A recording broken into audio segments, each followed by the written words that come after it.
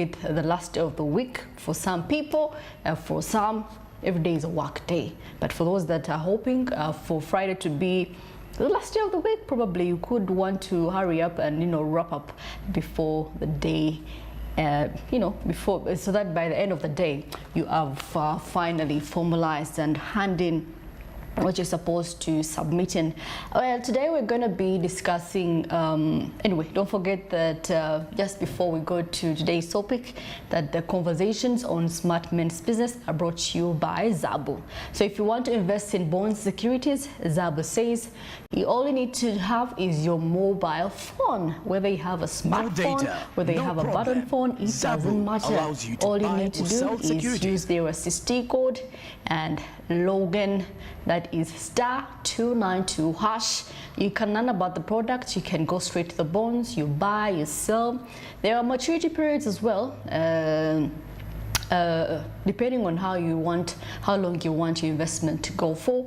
But investment is as low as 15,000 Ugandan shillings. That is the lowest you can go for. So those that have millions of money, you can try to actually invest with Zabu. And of course, today being a Friday, Zabu is fully operational except for public holidays and weekends, from Monday to Friday from 8:15 a.m.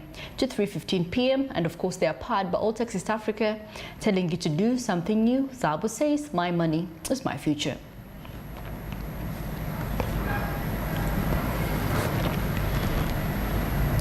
Well, today we're going to be looking at supply chain disruption, all the way from disruptions in production. We have sale, we have distribution of products, and of course you could have a thing or two that where there is disruption, businesses come to a standstill, leading to higher prices, leading to shortages, and of course loss of sales. So we want to know what are these supply chain disruption, because I mean every process to the final product, the final consumer, there is a chain that guides it, from the garden to the supplier. It's a long chain. So along the way there has to be proper operation. So if in case there are any disruptions, trust me, things are not going to move on well, because at the end the person is waiting for distribution, the person is waiting for the final product to start selling to their customers. Well, of course, we have one of the causes we've seen lately. We see the natural disasters. We've seen floods in Uganda. We have drought, we have landslides, and of course these damaged infrastructure. You saw the bridge at Katonga, so definitely how long it took for operations to take place. For people that did business, that had to take their trucks, they had to take the longer route. So definitely the supply chain was disrupted somehow. The time expected for 7 hours to get to the city center, you're now taking 13 hours, 15 hours. What is that? I mean, imagine you're taking perishable goods. Don't you think that could have an impact on the products that you're selling? Well, we have also poor infrastructure. The roads also determine on how you can actually have your supply of products reach to the final person. Well, of course, with a very bad infrastructure that we have in Uganda, I don't think there is a possibility that every journey that would take 6 hours is taking 8 hours. So definitely we have to work on that. Then we have a limited access to finance, and of course with this, Ugandans make it so hard to invest in supply chain resilience. So definitely people are like, what, let me just do away with this. But anyway, we have very many cases that can lead to supply chain disruptions. You've seen some of our products being held at the different borders of different countries. Why? Registration, all that that is requirements needed for the procedure for you to have access to the different countries. And of course, we saw our trucks of maize being held for days there, and of course by the time it reaches there, they're like, what, your maize is not even up to standard. So definitely these are the things that we have to work on, from all the way from the garden to the transport, to the salesperson, to the even those that deal in production.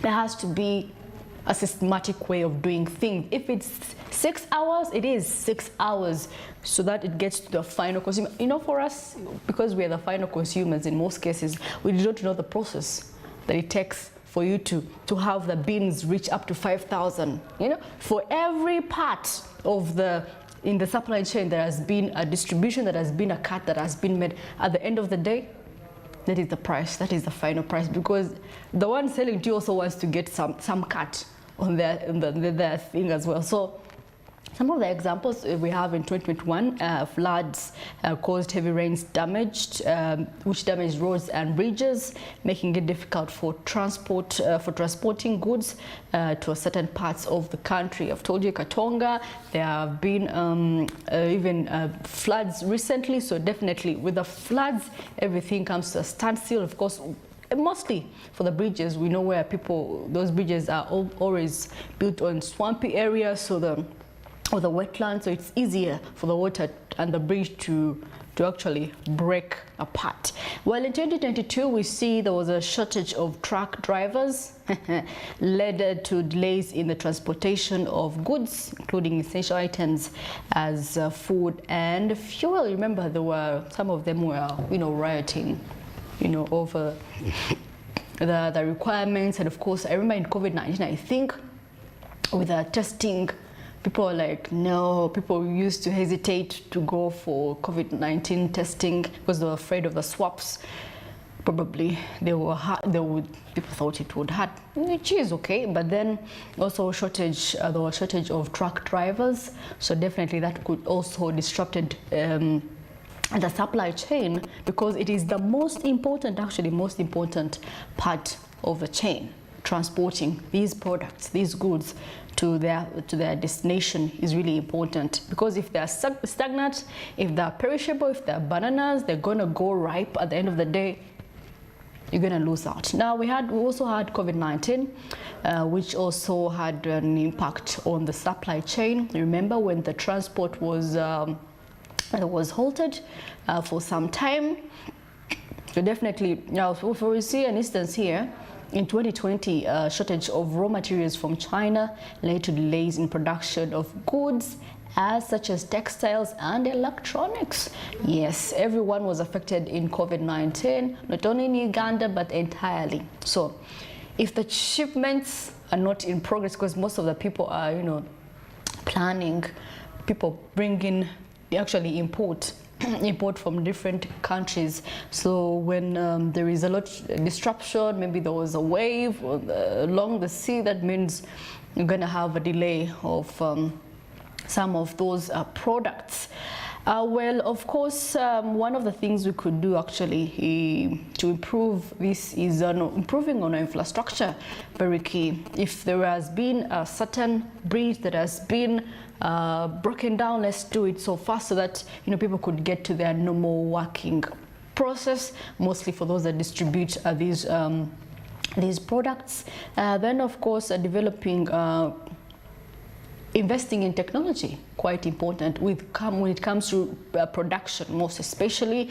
We have to use supply chain visibility and efficiency, and this can help businesses to identify, respond to disruptions more quickly. And of course, if at all we do that, we have access to finances, we have infrastructure, we have technology. I believe we're going to be in a great space where we can, have our product reach to us as the final consumers, at a very normal price range. Because all that with the transport, remember the Katonga, because people used to take the longer route, fuel. Definitely someone will be like, I used a lot of fuel, so you know what? I'm gonna do this A, B, and C, so the prices are kind of increased due to that. For those that have been wondering why prices increase, that could also be one of the reasons. Anyway, that is it, and it's, of course, it's 21 minutes past 7 a.m. and of course, let's first see what is happening into the press. And a lot actually has been happening, and really very, very good reports here for Uganda.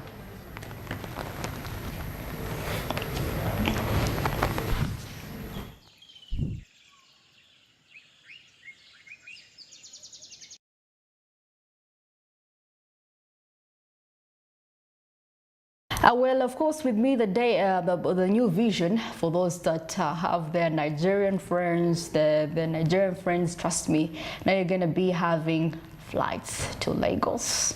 When, of course, Uganda Airline launches Lagos, they're going to launch a Lagos trip, sorry about that. And of course, Uganda Airlines spreads wings to Nigeria. Uganda Airlines has opened 8 direct routes to Lagos, Nigeria's largest city, with flights scheduled thrice a week. Now, the launch of the inaugural flight, which was yesterday, will see the airline fly to Lagos every Sunday, Monday, and Thursday. So for those 3 days, Sunday, Monday, and Thursday, get ready, guys, to have your direct flights there could be a concert. You could want to go and watch a concert, or maybe it could actually help in one way or the other. We've seen Mumbai, now Nigeria. I mean, Uganda is full of surprises lately, even given the fact of the airline saga that happened. We're seeing an improvement. So what we have to do is work on our airport, and things will go smoothly. And of course, right here, still in the new vision, Kampala lands boss arrested over 2 billion fraud. Fraud has been actually very rampant in the recent days, and culprits are being brought to book. And trust me, they will expose you. Of course, State House probes alleged conning of Korean investor. That is all on page 3 when you get yourself copy of the new vision. Well, Nagrinya has case brought to justice, and of course, suspects get life sentence, one acquitted. One of them was pardoned, but the rest were given 30 years. One was given a life sentence. Well, and of course, here, coronation of the Omuzinga Warenzururu. Get yourself a copy of the new visions. That, of course, remembering the life of the ex-minister Chemba, right there. Quite important. And of course, here, just before we get into the traffic, Uganda tightens security at border. Uganda has mass troops, intensified surveillance, and activated roadblocks in prolonged response to the killings on Tuesday for the foreign tourists and Ugandan tour guide at Queen Elizabeth National Park. Well, get yourself a copy of the Daily Monitor, and you could have an interesting bit of this. Well, looking into our traffic, we are seeing this is the access road, Shira Road, and of course, as you can see right about now, there's static traffic, for the borders coming in all the way from Tinda, Chisasi, Bukoto. Well, for those that are going into the city center, you can see a lot is going on. Those that come in from that side of Tinda, Bukoto, Chireka, so Nakawa, there's traffic. The traffic is moving on well, and of course, we've not yet seen those that are coming in from the city center. I see not a lot of people work from that side, so definitely on Fridays, not a lot of traffic goes on, because I mean, people take their time to reach their work destinations. School-going kids going to school means if they're crossing, that means the traffic has to be tightened a little bit for those kids to go to school. Well, it's not really, it's a cool Friday, having rained over the night. People are really making sure that they reach on time with this cold weather in place. Now that is the Lugogo bypass. Yes, so those that are heading there, you have to know, and you know, the traffic is moving. The traffic is actually really moving. So if you're going to the different destinations, you're going to Lugogo, you're going to the city center, definitely there is also a traffic police person. So really there is a lot of order on the road today.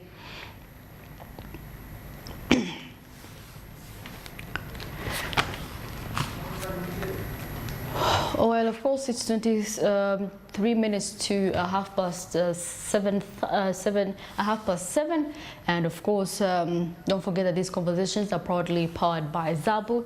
If you want to invest in bonds and securities, Zabu says all you need to do is use their USSD code. Just dial *292# and follow the prompts. You can learn about the products. Zabu has a lot to offer for you. But just so you know, today is a Friday and they are fully operational. But before we go any further, if you want to invest in government bonds and securities, Zabu says you can invest as low as 15,000 Ugandan shillings. The maturity period, so depending on the money that you have invested, the returns investments with the maturity periods. That's how much you get. So today being a Friday, Zabu is operational from 8:15 a.m. to 3:15 p.m. from Monday to Friday, except for public holidays and weekends. Zabu says, my money, my future, and they are powered by Otex East Africa, telling you to do something new. Well, we go for a short breather, and coming up is East African and international business news. Stick around.